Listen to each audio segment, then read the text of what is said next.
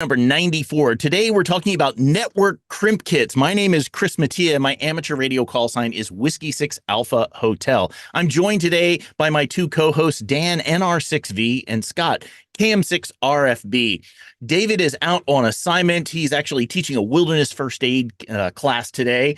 And today we're just going to get right into this. So if you can pull the guys down, let's step into the check-in.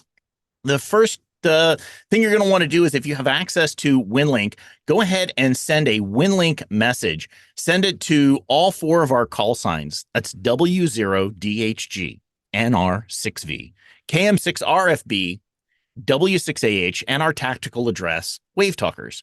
And when you use the standard WinLink check-in form, down in the comments section, let us know, do you have a network cable crimp kit?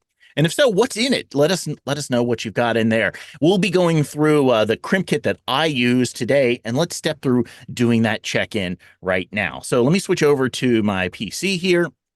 And here I've got my copy of WinLink already set up. And what you're going to do is just come up here near the top, go ahead and give a click to the Create a New Message button. And where it says Create a New Message up near the top, when you want to click on the button that says Select Template, go ahead and give that a click. That should open up your template manager. Down here at the bottom, you're going to find the standard templates and give that a click on the little plus sign next to it. Come down here to the General Forms section, give that a click. And then down near the bottom, you should find WinLink check-in.txt. It looks like that. Go ahead and give that a double click. If the demo gods are with you, it should open up your web browser of choice. When it comes up, you want to come up here near the top, make sure your date and time is set correctly. So do that by clicking inside of that field, and a little script will run, and it should automatically set your date and time to your computer's date and time. So everything should be all set up for you correctly. Next, you're going to come down here. Here's the to field. This is where we're going to put in all of our call signs. They are W0DHG, NR6V, KM6RFB, W6AH, and our tactical address is WaveTalkers. Just separate each of those with a semicolon. In the from sections, we're going to put your call sign. Station contact name is your name. Initial operators, go ahead and add any call signs to any other operators that are sitting there watching the show with you. If you're watching us live here in the Zoom, thanks a lot for joining us here. If you're watching us on YouTube or Facebook, then thanks for joining us on the social media channels out there as well. Under the session type, go ahead and select exercise. Let us know the service that you're sending this in on, either the amateur radio bands or shares. Let us know the band that you're going to be connecting to. If you're going to use the internet, go ahead and select Telnet. Otherwise, you can select HF or VHF, UHF, or even SHF if that's how you're sending your traffic in. For the session type, go ahead and select the type or the mode that you're going to be sending that traffic in. Here's the location information. You want to fill that in. Your latitude and longitude should be automatically filled in for you, either through your grid square that you entered in when you first set up WinLink, or if you have a GPS connected, it'll automatically have a more precise GPS location. Here's that comment section. This is where you want to let us know if you have a network cable crimp kit. Go ahead and let us know there in the comments. Hit the submit button. You'll get a couple little pop-ups that'll show up in your browser, and just keep clicking through those, keep saying okay until you end up with a blank browser window. Then go ahead and just close that browser window. All your data should be entered here into your message. Go ahead and hit the post to outbox button in the upper left. We'll close that window out. You want to come up here to the upper right and make sure you have the correct mode that you're going to send in your traffic on. I'm going to use Telnet to be able to check this. That'll use my internet connection. I'm going to hit open session, and we should get a little window that pops open. Go ahead and click the start button, and we'll see if any traffic is coming in. It looks like we have quite a few coming in from around the world. At the end of the show, we'll check back in here and we'll map all of these check-ins. Go ahead and hit download check messages, and those should be coming in for us. Now, if you're watching the show on YouTube later after we're doing the live show, please go ahead and send in a WinLink check-in. We'd love to hear from you and make sure that we can see that you're watching the show. Really appreciate it. You can also like the video and give it a thumbs up if you really find it pretty helpful. Okay, let's jump back over to the slides and let's get into today's topic. Today, we are talking about network crimp kits and the cabling and everything that it takes to be able to make a network or an Ethernet cable. We're going to step through that process, and I'll show you step by step how you do that. So, what does making network cables have to do with ham radio? I mean, we're talking about RF here, and we're sending our messages over our radios and all this other stuff. But what does network cables have to do with ham radio? Well, most of us have our ham radio shack, and inside the shack, we've got computers that we're using to be able to log our contacts, maybe connect to remote radios. There's a variety of different things we're going to use computers for as we're searching information and looking up stuff. We've got wireless networking, we've got regular networking. There are portions of the ham bands that are in the Wi-Fi zone, and being able to connect up your radio equipment in those ham bands that are in the Wi-Fi area are certainly done initially making the connections via Ethernet and then jumping those out to RF. Many radios these days actually use microphone connectors and other connectors either onto the network specifically, or say the microphone connector itself uses the same cable jack, the RJ45. We'll be seeing those in just a little while, in order to make your microphone work with your radio. For instance, I use the Kenwood D710G, and the microphone cable has those Ethernet connectors on them. And so I'll oftentimes, if one gets damaged, I'll have to replace that. And you use the same exact process for being able to do that here. If you're doing field day, you may be out with a group of operators, and you might be logging your information as a group using one of the collaborative logging programs, and that will require your equipment to all be networked together. So you might need to be able to do this out in the field. If you're using WinLink, you can oftentimes need to use Telnet or some other sort of networking capability. If you're using the Arden Mesh Network or any of the other super high frequency bands, much of that networking capability is all done via network cables, various different types. And so you'll need to do the initial localized connections for that, and then you'll use the wireless in order to be able to create your links. Finally, if you are deployed out with an agency, say you're at a shelter, maybe you're working with one of your other shared agencies, more than likely, you're not going to be doing a whole lot of working with the talking on the radio. You're going to be doing support for that agency, whatever they happen to need. And oftentimes, what you're having to do is you're having to make sure that the network cables are all set up. You might be adding a printer onto a local network to make sure that the equipment is all running smoothly. You're making repairs out in the field. So there's a lot of reasons why you may end up needing to be able to do this. So let's talk about some of the most common problems that you're going to run into whenever you're dealing with network cables. And it breaks down into three basic problems. The first one is you need to add a cable to something. Maybe you're adding a device, you're adding a printer, or you're in a location where you need to add a hardwired connection for a laptop or a computer. And so you need to just be able to add another cable that's in there. The next one is a length problem. Sometimes the cables just aren't long enough to reach to where you need. You need to make a longer cable by using some bulk cable, or perhaps you're wiring up your GoBox and you don't want to have all of that big bundle of cable that's hanging around on the back. You just want to make sure that the connections are just the right length. So that's a time when you may need to make your own cables. And the other is damage. And there's a lot of places where you could end up with damaged network cables. Let's look at a few of those. So at the end of an Ethernet cable, and they all, they look pretty much like this. We've all seen Ethernet cables here. At the end of them, the little connector on the end is called an RJ45. And I will refer to these as Ethernet cables or just network adapter cables or whatever. It's the same thing. RJ45 is the technical term for it, as the cool kids like to call it. So some of the things that you could run into with a cable is you can end up with the pairs of cables not in the correct order, which means the data won't go through. One of the recurring themes we like to talk about here on WaveTalkers is making sure that whatever your equipment is plugged in is the first step of troubleshooting oftentimes. And so finding out that a network cable doesn't have the right connector, or maybe one of the little pins inside isn't quite fully seated. Another common thing is on the back of the network connector. you have the sheath of the network cable itself, of the Ethernet cable, and there's a little tiny clip that's in the back of that, and that should be actually crimped over top of where the sheath of the cable is. And if that's not crimped on properly, oftentimes you can have a strain that's put on the cable and it actually pull the wires out of the connector, and then it doesn't work.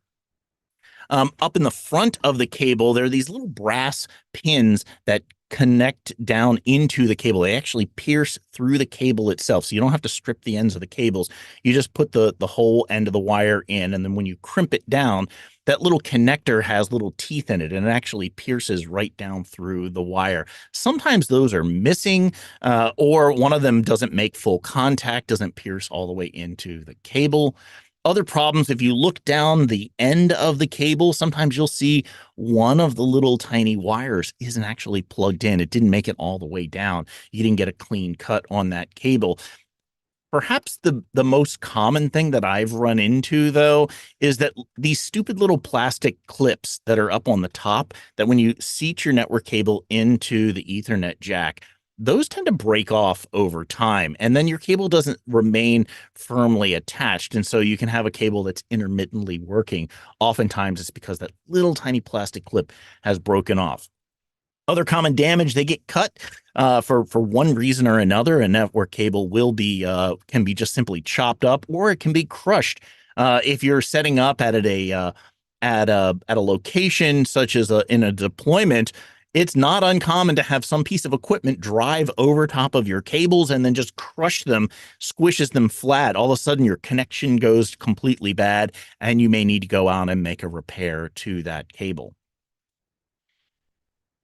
So when you go to make cables, there's four things you need. First of all, you need your brain. You need some knowledge and some information. We're going to cover all of that. You need some tools. You'll need a few supplies that you need to have, and you need to do some practice making these. A lot of times I've worked events for corporations, and I end up having to make a lot of these cables. So I've had a lot of practice going through making these, and the crimp kit that I'm going to show you is the crimp kit that I use when I'm going out on these corporate events to wire up like whole convention centers, shall we say.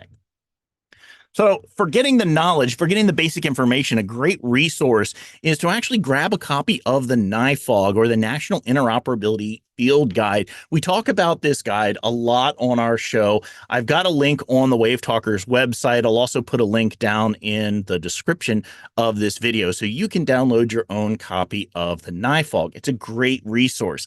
And if you open up the NIFOG, you flip to page 144, you'll see that there's a whole section here on information technology. They've actually created new positions inside of the incident command system structure that deals specifically with networking. But as hams, we oftentimes get tossed into the mix of being able to repair and do some of these sorts of networking tasks whenever it comes up. So it's good to know some of this stuff.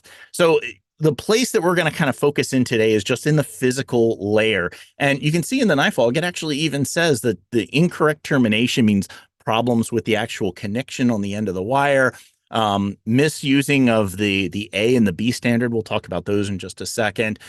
Grounding problems, line breaks, all of those are the kind of common problems. So that's the kind of high level description. Here's your standard network stack. So this, if you start from the bottom, there's 7 layers that as somebody who gets to do professional networking, the layer that we're working with here is the physical layer. It's at the very bottom. It's the most common one that is going to have a problem, especially in a temporary setup such as a network deployment, or such as a deployment where you've got to provide support to your agency. And so this is the layer that is literally the wires that are making the physical network setup. Now, the most common types of wire that you're going to run into, there's various different types of network wire, but we're mostly talking about what are called twisted copper pairs. And each wire has 8 pairs of wire, 4 pairs of wire. So it's 8 total wires, and the pairs are twisted together, and then the entire group is twisted together as well. Now, there's a bunch of different standards that are out there. The most common ones you're really going to run into and encounter are your Cat 5e and your Cat 6 or Category 6 cables. What's the difference in them? Well, as the categories get higher numbers, they end up being able to handle more capabilities, faster speeds, and so forth. For the most part, though, if you're going to get some cable and you're going to start practicing, the ones that I would suggest working with are the Cat 5e. Now, why that? Why not go to the Cat 6 or go to some of the higher categories? And the answer is that Cat 5e cable it's much easier to be able to work with. The speeds are pretty similar to what you're going to find for Category 6, and it's just faster and easier to be able to crimp yourself, and it's a lot cheaper. As you start getting into some of the different types of cables that you'll encounter out in the field, you'll start practicing with them, and all of a sudden you'll find a cable and all of the wires themselves are really kind of flexible, and they're real hard to be able to get to go into the crimper or into the tip. Some types of cables do require some special tips in order to get them to work right. So really, if you just stay with the Cat 5e cables, you should be pretty good for most situations when you're deploying. So this is also inside of the NiFog, and it lists out the two standards. I mentioned there's an A standard and a B standard. The A standard, T56A or 568A, that's an old standard that's not really used anymore. There were a couple of situations where it used to be helpful to be able to know the two different standards, but for the most part, nobody uses the A standard anymore. Everybody just uses the B standard. You may hear something about something called crossover cables. That used to be a big thing. You had to make sure you had your crossover cable. Almost every Ethernet connector on a computer and on most devices will auto sense these days, and they'll just handle what used to be required for having a crossover cable. So for the most part, you're just not going to run into it very often. So just go ahead and learn the B standard. That's the one you want to know. And you have to make sure that you get all your wires in the correct order or in their correct lane. And I can never remember what these are. So I came up with a trick. I just went ahead and I came up with this nice little code here.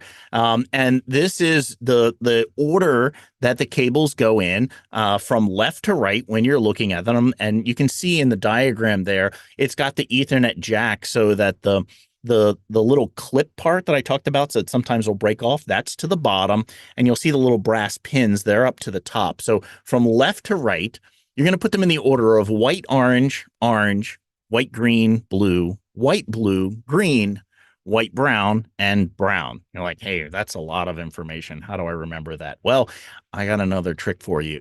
Grab yourself a label printer and just print yourself out a little cheat sheet and just stick it onto your crimper. Now, these crimpers are really cheap. They're usually you can usually find them for like $15 or $20. They're not very expensive. You can spend a lot more money on them. They make really nice ones. This is the one that I've used literally to crimp probably 1,000 cables.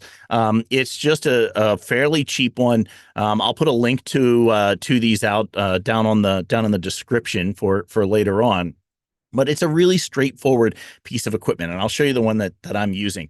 Now, on these crimpers, they'll oftentimes have little razor blades on them, so you can use them to cut the wires and strip the wires. Don't use those. They're pretty much making sure you can get those razor blades exactly set up perfectly to be able to cut the cable. More than likely, you're going to nick the cables. It's not going to work very well. So I've had these on this crimper for more than 10 or 15 years now, and I've never used them. What I tend to use is I use two other tools. These are the three basic tools that you have to have in your crimp kit. First of all is the network crimper. Next is a good pair of electrician scissors. Again, these are really cheap. You can usually find these for anywhere from about $10 to maybe $15 or so. I like the ones from Klein. They're a really good quality steel. They cut the network cable very good. I'll put a link to those down in the description as well. They're really small. You'll see the ones that I use in my kit here in just a little while. But I've had these scissors for more than 10 years, and they work perfectly good. Next, you need a wire stripper. Now, I use these little cheapo wire strippers. And when I say cheapo, these are usually about 50 cents a piece. You get them in multi-pack, so it's a couple of bucks for the whole pack of them. And they work really simple. You just put the wire right in the right in the first edge of it, use your finger and just wrap around the cable. And there's a little tiny razor blade in there. It just is enough to be able to cut the sheath of the network cable, and then it comes off really easy, super simple, super cheap. There is a punch down tool, but I don't use it for that. I just literally use the wire stripper here on the end.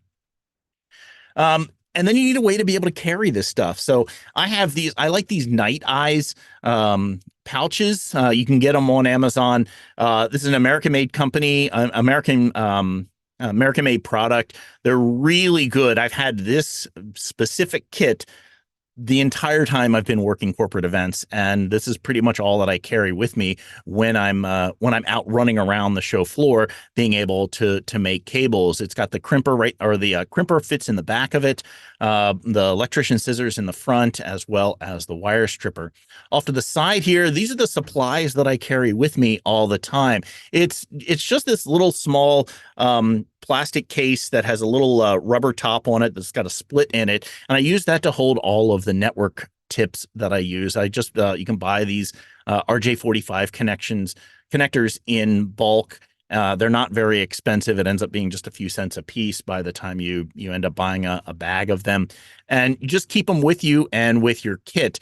You can see that I don't have a lot of high tech gear here. I have a piece of just black line that I literally found on the floor at a show at one point, and a piece of gaff tape that uses to hold that line onto this. I then just take that loop and I just hang it over the back of the crimp kit handle, the handle of the crimpers, and that's pretty much how I carry all of the tips around with me.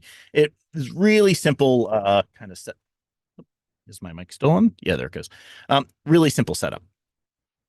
Other things in the crimp kit that you want to make sure you have: a nice length of wire. So I keep a pre-made, not a pre-made, but a handmade length of Ethernet cable. I usually keep these in the maybe 20-foot long range inside of my crimp kit, and I have tips already crimped onto the edges. Now, why do I do that? First of all, if I need a cable very quickly, I have one that's already ready to go. Second, if I need a shorter cable, then I already have 2 tips crimped onto either end, so I can cut the wire in one spot and then crimp one tip on, and now I have a ready-made cable ready to go. And it just saves you a little bit more time when you're trying to quickly work through all this information. When you look on the edge of the cable, and I'll show this in the overhead in just a few minutes, you'll see some printing along the edge of the wire. Now, the printing that's on your Ethernet cable when you're buying this stuff in bulk is going to have information about the kind of cable it is. So in this case, this is Cat5e, and so it literally says Cat5-E cable. So you know what the standard of the cable, you know what a lot of the information is that you're able to use that cable for. There's also markings, and it tells you the length in feet of that cable. And so as you stretch to the next bit of printing on the cable, you'll see another length marker. So one way you can quickly pull out the length of cable that you need is look on the cable, and when you read the length of cable, that's actually how much cable is left currently in the box. Most boxes of network cable come in 500 or 1,000-foot runs. And so when you look at the number that's on here, that's how much is left in that box at that point. If then you need, say, 50 feet, just read what the number is, pull out 50 feet of it till you read the next number, cut it off, and you've got the right length of cable for doing that. I'll show you ways to be able to measure the length of cable with one of the testers that I use in a little while. Other things that you want to have in your kit, I carry a roll of label tape and a marker, because whenever you're making cables, make sure you label them right away. So I use orange tape. That way, anytime I go back and I look at another cable, if I'm looking in a switch or trying to figure out kind of what I need to do, I know which cables I made. And I also have the labels on them as soon as I make them. So as soon as I pull that cable to another location, I know the 2 ends of the cable match. And you can use a really simple code, A, 1, 2, 3, something like that. All of that works really simply. Other things to have in your crimp kit, a short length of Ethernet cable. Now, this is one that's already pre-made up on one end. You want to take, I've made these myself, and I'll take a pre-made end of a cable that's ready to go, and then I'll only make maybe about 6 or 8 inches of network cable, and then I'll crimp on another end to that. And I carry a bunch of these little network couplers with me. Now, why do you want these in here? Well, on your laptop, on all of your test gear, you have an Ethernet port on those. And when you go to plug in a brand new cable that you've just crimped, if something went wrong with that crimp, you don't want to damage the expensive port that's in your laptop that's very expensive to be able to replace, or that expensive tester maybe that you've gotten. You've only gotten one of those and you don't want to have to go out and buy another one. So if you take a really nice pre-made cable, you've got you have a good quality tip on the end of that. You can plug that into your device. Then you have the short end of this. You plug it right into a coupler. I also call these wire stretchers because it's a really easy way. If you suddenly need to get a little bit extra length, you can just plug in a pre-made with a little wire stretcher in between one of these little couplers and go ahead and get your connection set up there. So that will save your device. So for almost like, well, these are what, 50 cents or $1 kind of thing, and a little short piece of Ethernet cable, you can really protect your investment in your other equipment. Other things you might want to have in your kit, I carry a variety of different dongles with me for the most likely sorts of devices that I'm going to encounter. So oftentimes I'll have now USB-C cables, USB-A/B, and then a Lightning or a Thunderbolt adapter. All of these have Ethernet jacks on the other side. That way, if I'm out in the field and I need to connect into something with either my laptop or the laptop or device from someone else, I have an Ethernet adapter kind of ready to go if I need it. Finally, this really is a big optional thing. This is a network tester. This is the one that I use. This is the Link Sprinter 300 by Fluke. They're about $400 or $500. They are pretty expensive, but I'll show you how this works. It's really nice to be able to plug in. You can use this. It connects with your cell phone, and you can use it to check whether or not the cable that you've just made, once you plug it into the switch, whether or not the cable's good, where you've got it, which switch it's plugged into. Do you have a connection all the way out to the internet? What's the speed of the connection? You can also take and plug a network cable directly into this, and you can check and see whether or not it has what the length of the cable is, if there are breaks in the cable somewhere, so you can see the lengths of each of the different pairs. It's really a helpful tool if you find yourself doing this quite often. Then it's the kind of thing that you may want to consider having. This is perhaps the most important thing to have in your kit, though, and it's the bag itself. The bag itself, when you want to be able to carry all of your tools. This is the crimp kit that I have. And when you go to sit down to crimp a cable, you unzip the bag and you do the crimp directly over top of the bag.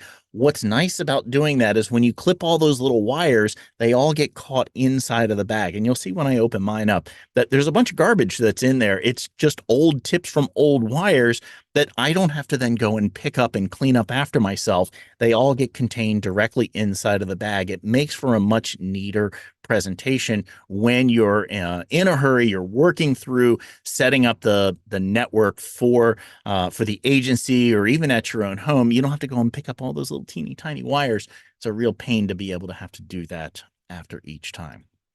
So let's dive into a little bit of making network cables, and we're going to walk through in slides first, and then I'm going to do a live demo and actually make some cables. I'll just cut some up and we'll make a few of them, but I want to walk through the process so you see it very cleanly, and then we'll go through and we'll do it together. So here's your network cable, and you're looking at the cable, and all of a sudden you see that there's a bad problem here. So you just cut the end of it off. Just go ahead and just grab your scissors right out of your kit. Give it a cut. The tip just comes right off and you're ready to go. You're ready on to the next step.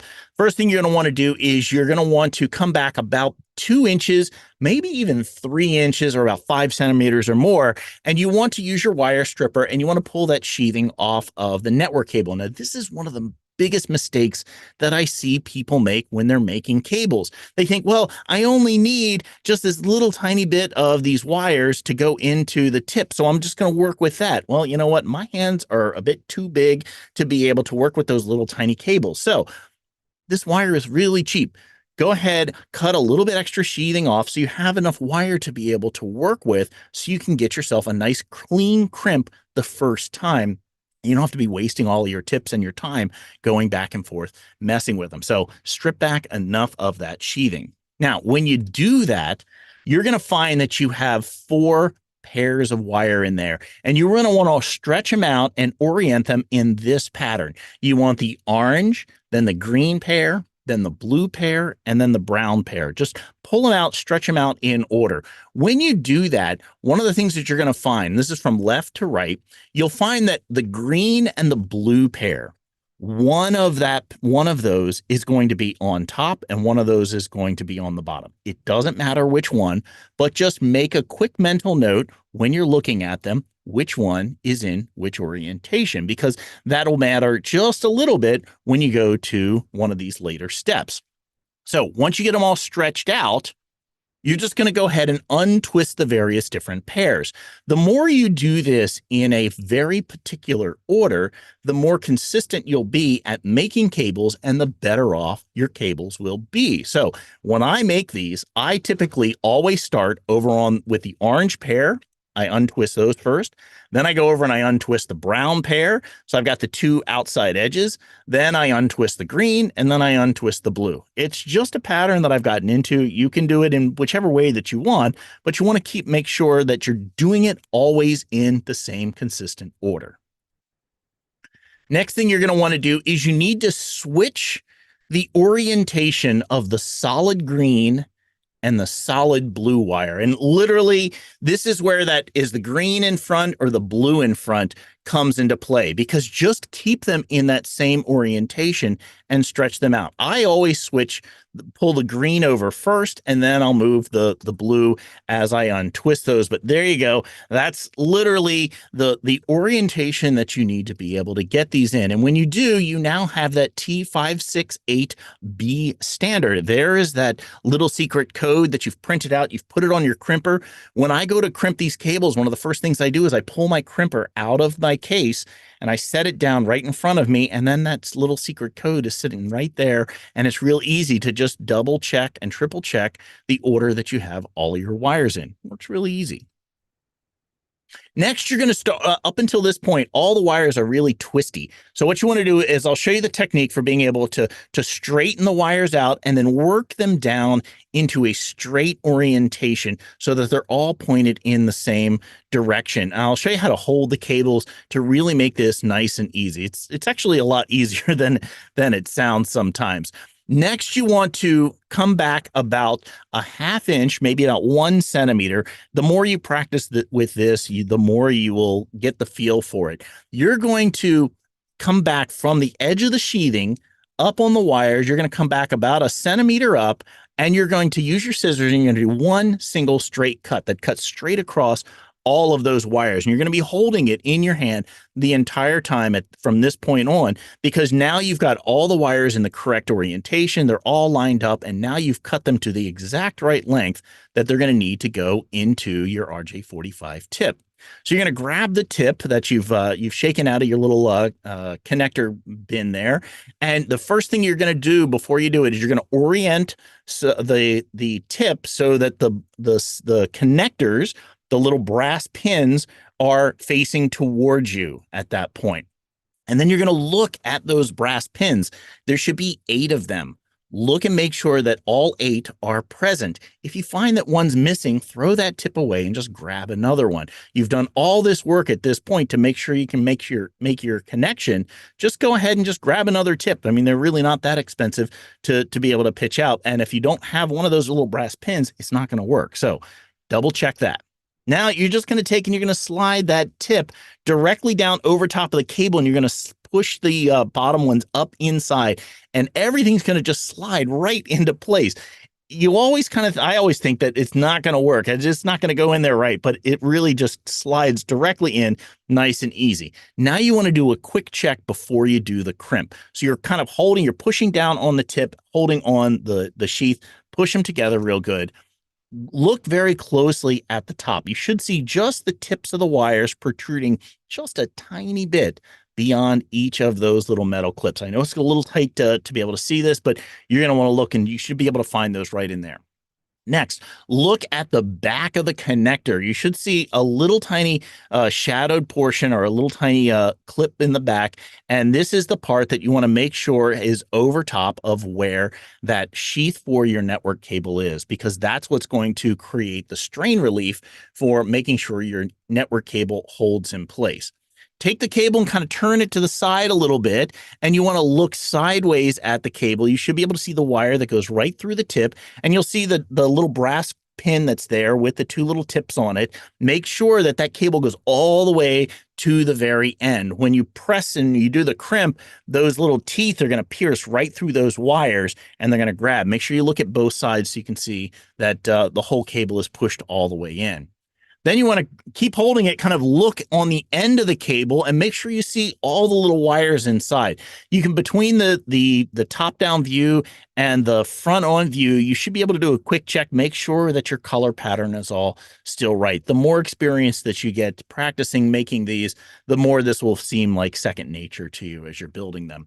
Once you see all of that, go ahead and give it a crimp. You just grab your tool, put it over top of the end, give it a squeeze, and it crimps the cable, crimps the tip onto the cable. You'll oftentimes hear it make a little crunch sound as you do, and that's the little teeth that are going into it, and it's also binding in the back down here. Now, as soon as you get your crimp done, take a second and run through that checklist again. Look at the tip, do a quick inspection of it, make sure that everything still looks right. Look at the back, make sure that that the sheathing got on there real good. Check and make sure that the tip pierced all the way through those wires, and then look on the end. You should see all 8 little tiny circles right on the very end. That's the ends of the wire that are coming all the way. If you don't see any of those, if there's something that's not right, you might need to just clip the tip off and just start again. It just takes a few minutes to be able to do it. But those are the checks that you're trying to do. Once you get your cable all set up right, you want to test your cable. And we'll show you what some of the testing equipment looks like here in just a few seconds. Let's get into the demo now. So let me jump over to my demo cam here.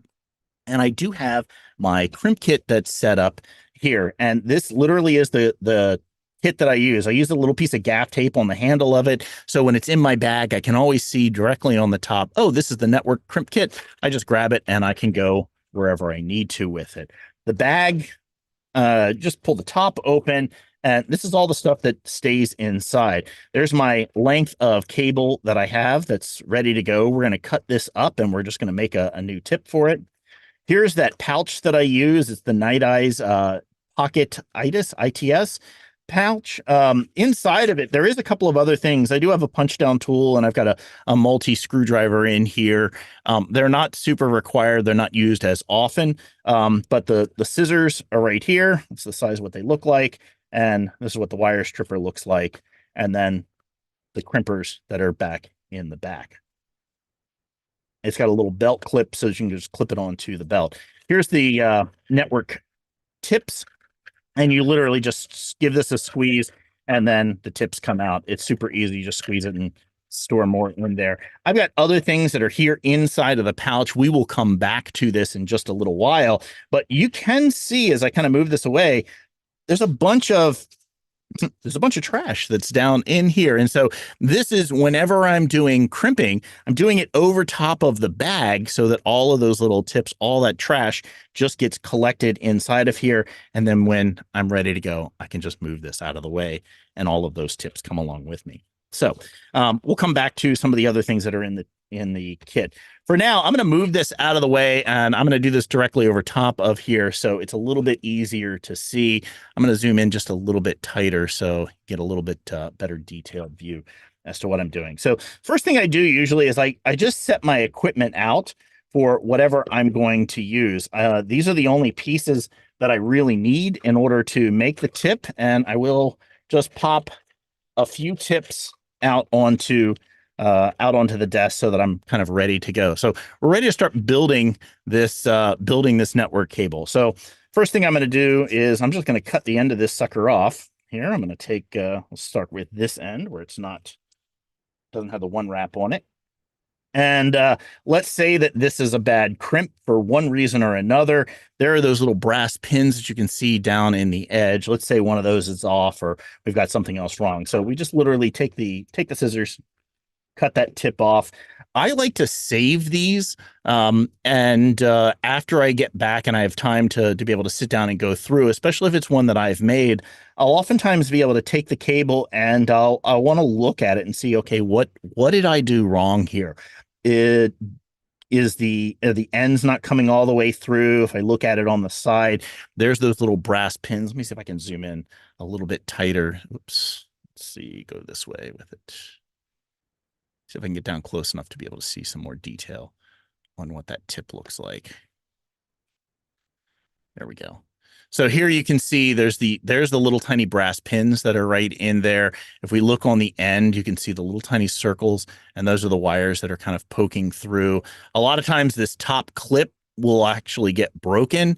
Here's the back where the back part of it is clipped down into the rest of the sheathing, and you want to make sure that that little triangle points up directly onto the sheath. That way you can make sure you've got a good solid strain relief that's on there. So those are some of the things to be able to look for when you're doing the crimping.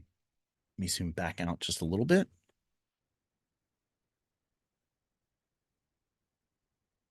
All right, so we're gonna go ahead and make this. See, do I have the? I don't have enough out here. There's the writing that's on the cable itself. And if you were up really close, you'd be able to see those as well. So let's step through the process. We've already cut the tip off. Now I'm going to go ahead and use the wire strippers. I'm going to come back a couple inches here and just take the wire stripper. It just goes directly on. It just clips onto the end and just wrap it around a couple of times. And this breaks, it cuts the sheathing of the cable off. We're done with that at that point. And we'll just go ahead and pull this portion off. Now, all the time inside of your network cables, especially the Cat5 cables, you'll find there's a pull string, and this is a strain relief inside of the wire itself. If you're using Cat6 cables, sometimes there'll be a center sheath that separates all of the cables. You'll need to cut that off. I take this and I just kind of pull it off to the side. I grab the scissors and just give it a cut to be able to get rid of this. That usually goes in my crimp bag as well as something else that I need to be able to, don't need to clean up. So here's all the twisted pairs that we're going to work with. And this is where we're just going to separate these out. We're going to pull the orange and the brown off to the two sides. Orange goes over to the left, brown goes over to the right. Now I'm going to pull my green pair over, and I'm going to pull those over a little bit to the left, and then the blue pair. Now, if you look closely, you can see that the green pair is actually on the front side and the blue pair is on the bottom. So when I go to stretch these out, I'll keep the green pair on the top and the blue pair on the bottom. Whenever you cut the cable and however far you strip it back, it will depend on which orientation they are. It doesn't matter. Just pay attention to it when you do it. All right, so next thing I'm going to do is I'm going to straighten out these pairs. I'm just going to split them out. I always start with the orange pair, and I'm just going to untwist those. And you want to untwist them back until right to the edge of where your sheathing is right here. And you're going to pull them down, and they always go with the stripe first and then the solid. And then I come over here and I do the brown pair. So we just untwist these. And again, because it starts with the stripe always goes to the left, and then the solid down to the right. Next, I'll come over and do the green pair. And again, these are up on the front, so I will kind of stretch these, just untwist those. And I've got the stripe off to the left, and now I'm just going to go ahead and move this one over to the right. So it's actually already in the correct orientation. And look at that, the blue pair is right here in the middle. Now I can just take this blue pair and just untwist that.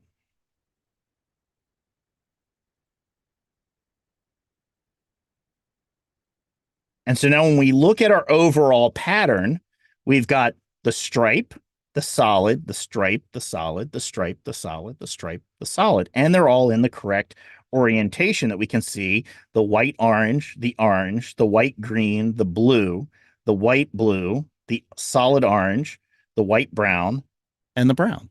So everything's already set up in the correct order. So this is where you want to start getting into the habit of being able to hold this. And the way that I do this, I always hold it so my index finger is underneath, the thumb goes right over top, and you give that a squeeze. And you want to start now at this point holding these wires in the correct orientation. And now you're going to start straightening them out because they have all of the twists in them. And I do that by simply grabbing my finger and pinch the wire, pull it up and away, and then pinch them back towards you.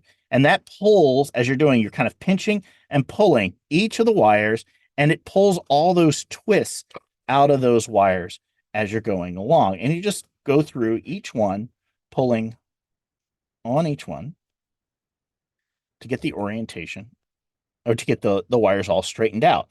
So once you've gotten them roughly straight, now you're going to start pulling them together. And I usually start from the middle. I kind of grab up just a little bit further on the wire so I can hold my fingers in place. And I'm still doing that pinch and pull that I'm doing with each one to get the wires all in the correct orientation. And you just keep working them together as a group so that they all end up in a nice straight line. Now, how they're going back in this portion doesn't really matter. What matters is from the tip of your finger, you're out about a little more than a centimeter out, and you're grabbing hold of these, and you're pulling those out, and you're getting them nice and straight. Everything's lined up. If you look really closely, you would go in and you would just check and make sure that all of your tips are all in the right order. Now it's time to get ready to make the cable. So I'm going to just take my scissors. I'm still holding this here in my left hand. I'm going to grab the scissors in my right hand, and I just take my index finger, just kind of push forward a little bit, and I use the nail of that as the guide. You want to cut one straight single cut across all the wires. Now, ideally, you would do this over top of your bag because these are those little tiny wires that you're going to have to go and pick up afterwards. Next, you're going to take your tip, flip it over so you can see all of the contacts on the bottom. Everything looks good. And you're just going to take it, you're going to rest the wires on the inside and just start to slide and push all of those in place. As you push them up, they all push all the way in place. I can see the tips of the wires right there. I can turn it over to the side. I see my little clips over here on the edges, both sides, and I can look in the end and I see all of the tips that are in place. Everything is looking good. I'm pressing in really hard, and I can also see that the sheath is now inside of where that little notch is going to be, so it's going to give the good strain relief. Now, the way that I've oriented my crimper, I have my little label that's always facing up so I can read it. The crimper is already in the correct orientation. There's two places. There's an RJ45 and there's a connection for an older phone, plain old telephone line here. This is the RJ45. So I can just pick the crimper up and it's all in the right orientation. I just slide. Nope, it's got to be over on this side. Flip it over, push it inside, and just give it a squeeze. And you hear it goes click just a little tiny bit. That tip is now ready to go. It's all crimped on. It's in place. And now we would be able to test it. So let me pull over the rest of the crimp kit, and I'll show you some of the other stuff that's in here. Here is that tester cable connection that I have. It's just a short length of cable, and I have the little coupler that's in here. It's on the side that I have the hand crimped version on. I just click that in, and so now I have a pre-made tip that I can use to put inside of my tester and check the length of the cable to make sure everything is good. There's a variety of ways that you can do this. You could actually just plug this into your, plug the other end into the switch if it's already plugged in, plug it into your laptop and check and see check and see that it's working. Here's those Ethernet dongles that I have. Those are ready to go if I needed to be able to use those. I keep two different types of label tape in here. This is just regular paper label tape, and so I can put a wrap of this on, use the marker to be able to put a label on. A lot of times, if it's cabling that I'm making, I'll use orange electrical tape to just mark if it's one of my own cables. That way I know it's there ready to go. I keep a couple of these short cables in here for doing these tester connectors.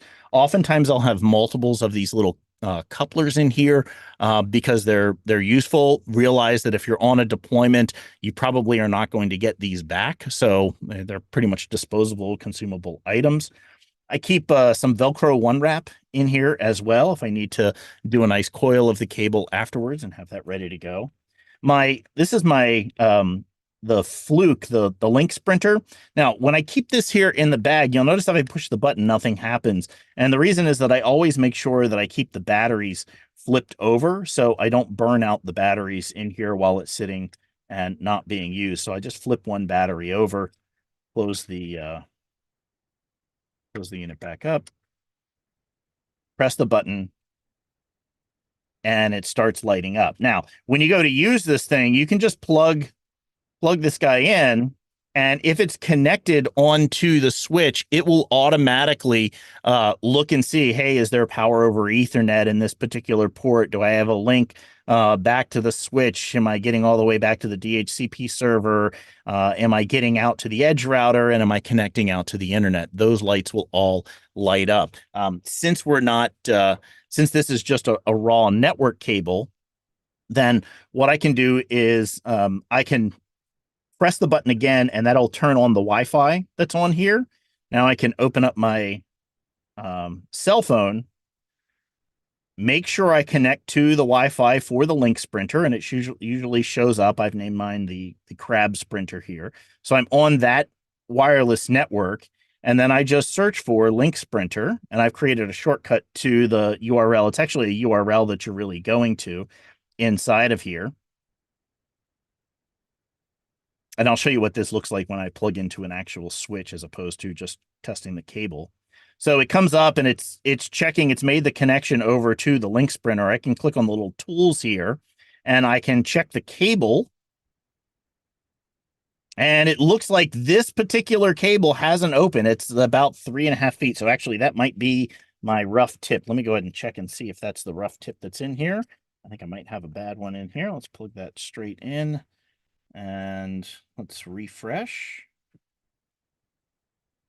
Yeah, there we go. So this cable is 18.4 feet long, and it looks good on all the pairs. So this is a tip that I need to replace. I'll pull that out and make sure that's good to go. So, and that's how the link sprinter works. Let me go ahead. I do have a network cable that is already connected into my switch, and it's sitting right here. I just want to plug this into the link sprinter so you can see what happens. So when I plug this in, watch the little lights that come in. You can see instantly that it jumps over to show me that I've got power over Ethernet. It's linked in and it's getting at least 100 megabit. I've got mine that's configured specifically so that it doesn't go any further than that. It's connected into my switch. It's getting DHCP. It's getting all the connections out that it needs to. And then it's showing me that it's getting all the way out to Google, to the internet. So I know that this cable is good and it gets me all the way out to the internet through all of the paths of the internet. So that works quite well. That's what the link sprinter does. There's a couple of other features that are in here. And of course, there's cheaper testers that are available as well. This happens to be the one that I use all the time when I'm working with these. So with that, let me just press the button that turns that off of the Wi-Fi, press and hold the button, and it turns the power off as well. So let me, now that we've done that, let me jump back over to the slides. And I do want to bring up Scott real quick. Scott has this is his kit that he's got. Let me pull me down and bring Scott all the way up so he can talk about some of the things that are in his kit that's unique to his kit as well. You're on mute still. So hi there. Sorry about that. So this is my kit. So you saw Chris's kit. You know, there's no real right way to do it. It's whatever works for you. I love these little Craftsman boxes. I buy them straight from Craftsman. They come in various sizes, and it allows me to really build out my network kit. And this is what I carry when I deploy out. And Chris is right. I've been on incident base camps at fires, and they're like, "Hey, we need a piece of cable from here to there." Or a cable's broken, and then what they've done is they've run this cable across the ground and threw some dirt over it, and a bunch of trucks drove over it. Okay, got to fix it. That's typically what we're going to do at some sort of engagement with a served agency. And like Chris said, it may not be just running radio. So how do I have my kit laid out? You see, I've got it all labeled on top, so that way I can look down, see what I need, and then I can open it up. Can you flip to the next picture, Chris? So there's the inside. So, up in the corner right here on the upper right-hand corner, these are my pass-through connectors. And you're like, well, they look like all the other connectors. Yeah, and I'll share my screen in a little bit and show you what the difference is. And you'll notice just to the left of there, I've got the strain reliefs, green, blue, or green, white, and blue. Well, why? And I've added some new colors just recently. I've added yellow because yellow is my color. That way, if I build a cable, I know it's my cable. So if when I need to leave or what's going on, I know what I've done. I know what other people have done. Or I may color code my cables to what I'm hooking to. I may say all printer connections are going to be blue. All whatever connectors are going to be white. And it allows me to color code my stuff. So like with labeling, I color code my stuff. It kind of makes it easier on me to do it. And I've also got down here in the lower left, these wall connectors. Why do I carry those? I just find that if I have to go into a building and I've got something wrong, I can quickly swap out a cable off a wall connector. And up here in the top middle, I've got one pre-built as an extension, so I can do some quick testing. And so that's my real basic kit. And you're like, well, where are the tools? There are my crimps, and as you'll notice right across the top here, you'll notice that color code Chris talked about. So he made a label for his, mine's actually printed onto the tool, so I don't have to have a label there. This is a different type of crimper. This allows pass-through cables. And Chris, can I share my screen real quick?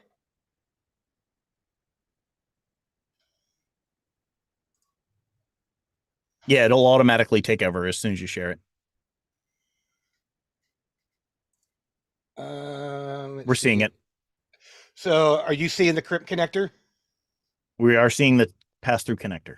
So this is a pass-through connector. And as Chris talked about with his connectors, and they're all very good, and it's really a preference on what people like. The advantage to a pass-through connector in my kit, and if you do the same thing, is once I put the cable through, all the cables pass through the end. That way I can sit there and go, yep, I have the right color code.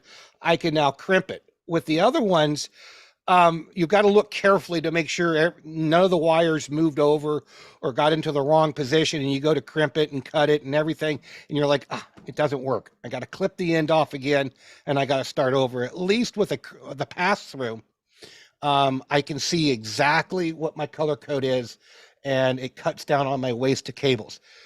It does require a special crimper to do this. Your standard crimper won't do it. It requires a special type. I'm trying to get back to my screen. Let's see. We're still seeing your screen. Yeah, I'm having a hard time turning it off for some reason. Oh, here, I can stop it for you. Okay.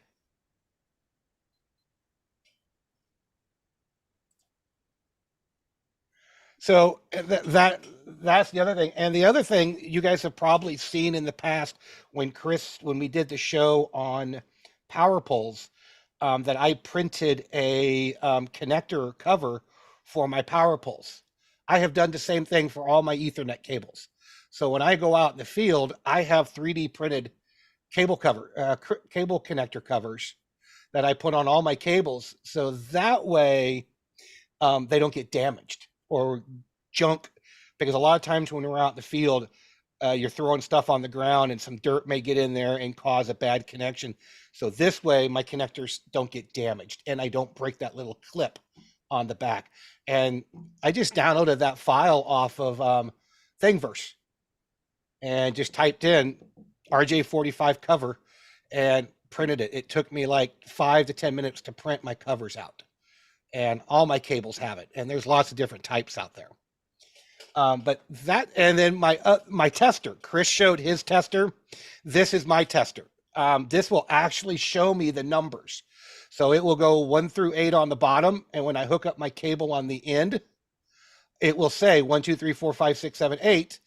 If it's cross wired, it will say wire 3 and wire 5 are cross wired.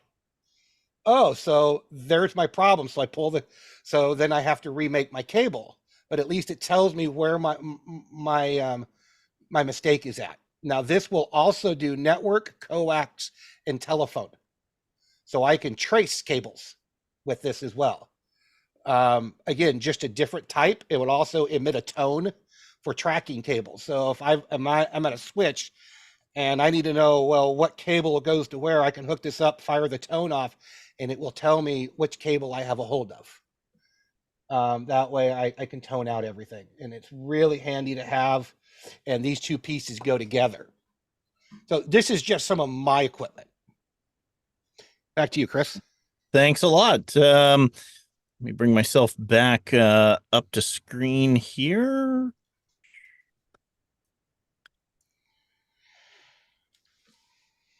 And we'll come all the way back out to full size. So that's the quick run through as to what you should have inside of your crimp kit. The specifics of what are there that you're going to need are going to vary a little bit. But again, the basics are pretty straightforward. You need a crimper, you need something to cut your wires with, you need a small wire stripper, something to hold it all together, and you need some tips. And then practice.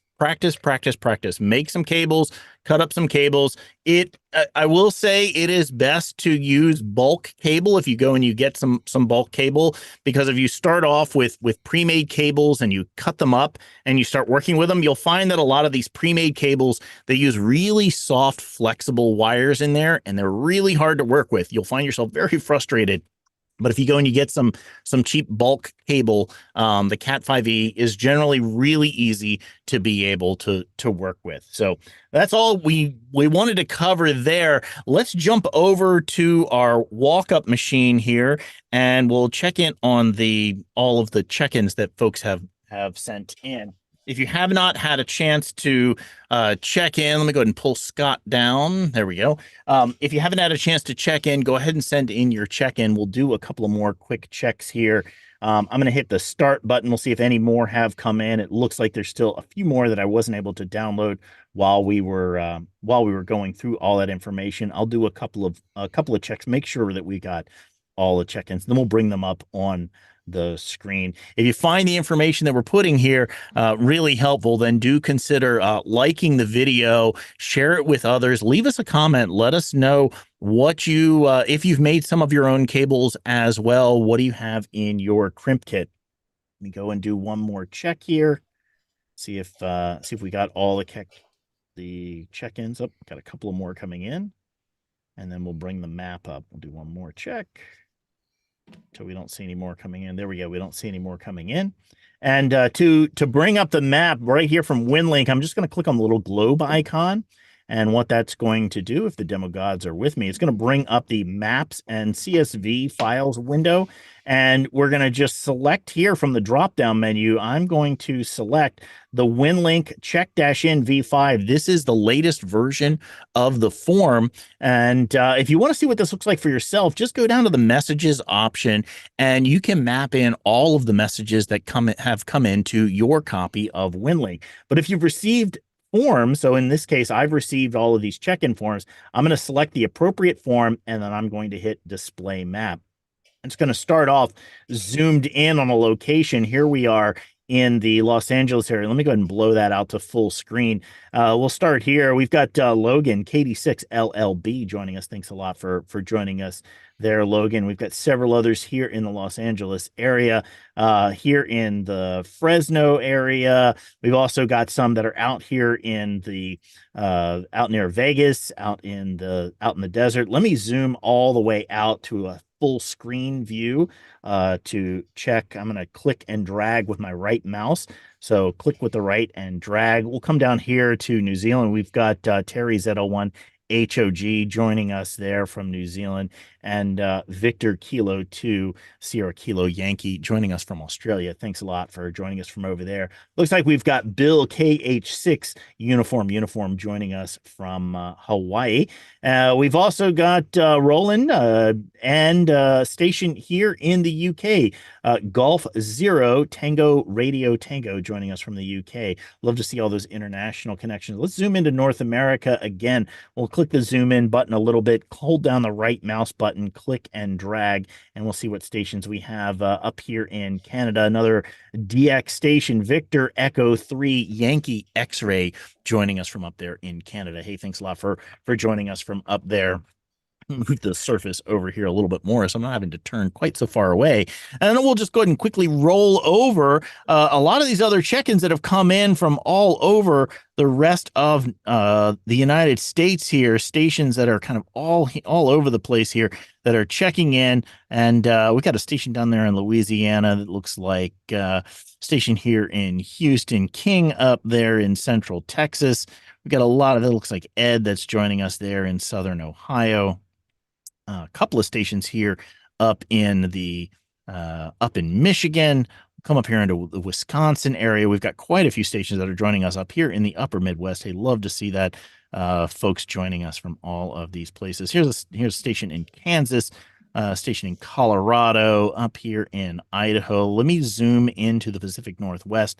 We've got quite a few that are up in that area. Click and drag up into there. We'll make sure that everybody's able to see all of their check-ins that have come in to make sure that you can see that we got your check-in as you sent it in. Hey, Bill, thanks a lot for joining us up there. And we'll come down a little bit further down into the Piedmont area. And there we go, in the Sacramento area, into San Francisco, and into the Silicon Valley area. All right, that looks like most all of the check-ins that have come in. We do check throughout the rest of the week to see what other check-ins have come in, and we do try and check in and read all of your messages that have come in, and we respond to all of them throughout the weeks. Let me bring myself back up to full screen, jump back into the booth, and let me bring the folks back up. We've got Scott, and once I get my mouse to start working again. And we also have Dan is still here with us. Excellent. He hasn't been deployed. Yay. So Dan, let's start with you. Any closing thoughts this week from making network cables and your crimp kits? Well, great job, both of you guys. I also like the EZ cables or the pass-throughs. The guys that are IT guys that do this all the time, they look down on these a lot. But if you don't do them a lot, it will save you a lot of frustration because you can see that your wires are in the right place before you commit to crimping. And with the right tool, it cuts the wires nice and flush. I tried doing it with a standard tool one time, did not work. The connector would not plug deeply enough into the socket, but I do like those. And you guys are right. Practice, practice, practice. The more you do, the better you'll get. Chris, I love your idea of putting it on there. I did that while the show was going on. I usually carry an 8.5 by 11 sheet with the diagram on it, and I always seem to leave it out.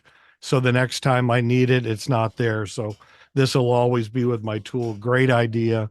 Learned a couple of things from what you did, but this is not just for networking, but most radios that have remote heads that can be mounted Most of them use an RJ45 connection. Some of them are straight. Some of them have a twist in there. You need to make sure of that. But real handy to be able to make extension connections for those. Um, just something that kind of part of the tool bag for communications folks. So great job today. Thanks. When I put the label here on my crimper, I did it because the first couple of shows that I did, I had one of those little tiny moleskin notebooks, and I used to carry around in my pocket, and I would always take the very last page and I would write that code down on it, so I could always pull the notebook out, flip to the back page, and I always had a quick note as to what the order was going to be. And I just kept doing that so often that I was like, if I just put the label on the crimper itself, then it would be all set. And I realized that when I did this, usually the label is sitting up for me to be able to reach over, grab the crimper, and then when I pick it up in my hand, it's ready for the cable to go in. So I normally don't do this on a desk. I'm usually sitting down on the floor to be able to make these. So I kind of forgot that that's the way that the crimper actually goes in where the orientation is. Scott, and mine like Scott's has it written on the side, but I can't read that. Even with my glasses on, I can't read that. There's not enough contrast and it's small. So this is great. Yeah. Scott, what kind of closing thoughts do you have for today? We talked about network cable here, and really this principle, like Dan and Chris already talked about, applies to radios. But where else does it apply? It applies to your standard POTS lines, your standard silver satin phone cable for analog phone. If you have to set up an analog phone or build a ring down circuit or something, and you need to put an RJ11 or an RJ12 connector on some silver satin, your crimpers should already be set up to do it. When you buy them, buy the ones that do both, because that way you've got the best of both worlds. And the principle applies across the board when doing either telephone cord or Ethernet cord. It's the same principle, same concept. And the last thing that I'll mention is the other thing that, if you guys have ever seen my comm key kit, I carry 2 switches in mine, and one of them is a Netgear GS108, I believe, and the other one is a small PoE switch, little TrendNet PoE switch. It's great to take these out in the field. They're not that expensive. And why do I do it? Because I've got one of these devices. I've got a Polycom phone, and it is set up to work off the Ham Shack hotline. So I can push this out in the field, plug in my PoE through my Netgear hotspot, plug in my Ham Shack hotline phone, and I could ring back to my EOC because we've got one of these sitting at the desk, and I can be anywhere out there, and I've got the best of both worlds. I can build the cables, and I'm good to go. It really is a skill that is really helpful for folks to be able to pick up, learn how to make your own network cables. It is absolutely remarkable the number of times that's become the skill that is needed to be able to just move the project along, move the incident along, because you need to make sure that you get everything connected.